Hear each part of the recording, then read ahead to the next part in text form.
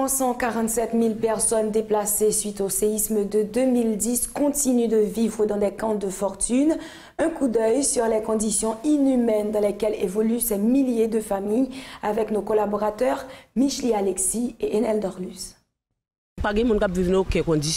Ce sont là les déclarations de Islaine Clairville.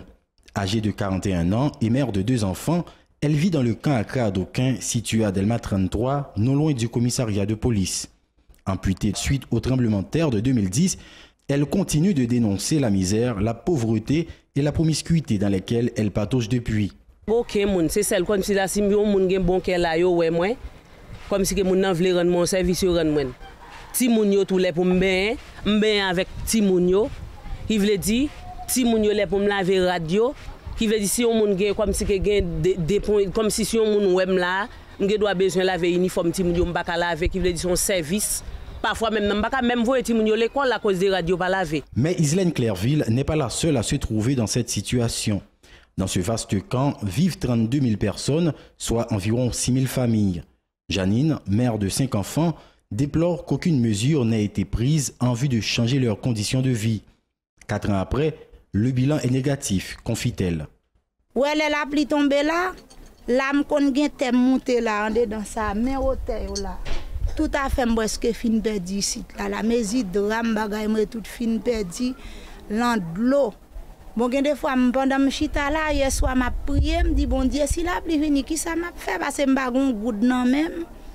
Là, après là, ça, c'est pour la couler lié. Depuis que la pluie vient, je suis un côté de mon celle là, je suis pu laver, la couler. Bon, on est enfin. Pour assurer la gestion du camp, une commission a été mise en place pour coordonner les activités des 13 comités éparpillés en différents points du site. Dieudonné Auguste, l'un des responsables, croit qu'il faut adresser les problèmes des sinistrés autrement. Je pense que moi, je ne sais pas, étant qu'il y a haïtiens, c'est haïtien et tout. Et en termes de démarche, qu'on a haïtiens, nous, peuple haïtien et l'État gagnant sont l'État qui passe sur place. Mais nous faisons des revendications nous rentrer dans le tiroir, ça veut dire pas jamais occuper nous. Mais ça va empêcher nous commencer à parler à l'État pour nous faire l'État comprendre. Attention, Mounza qui là, il y a 32 000 personnes là, ça veut dire son pays. Pour reloger les occupants des camps, l'Organisation internationale pour les migrations, le gouvernement et des institutions humanitaires ont mis en place différents programmes. Le chef de mission à l'OIM, Grégoire Goldstein, souhaite qu'il n'existe plus de camps d'hébergement dans les zones concernées d'ici 2015. De 1500 camps à 271 camps aujourd'hui. Donc je pense que le bilan est très positif. Il y a eu un progrès certain. Et c'est autant de personnes qui vivent dans de meilleures conditions aujourd'hui en Haïti.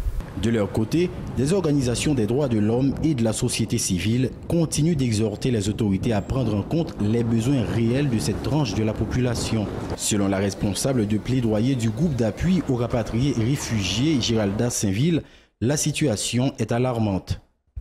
Non, même pour nous montrer que le programme de localisation n'a pas atterri, lundi n'a pas atterri, c'est vrai que nous connaissons en pile institution a cléonné que la population déplacée a diminué, nous acceptons. Mais qui bon moun sa yo aller?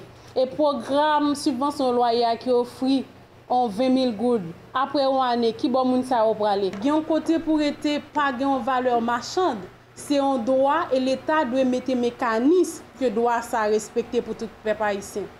Islaine Clairville se montre elle aussi très critique à l'égard des autorités qui, selon elle, tardent à se pencher sur le sort des habitants des camps.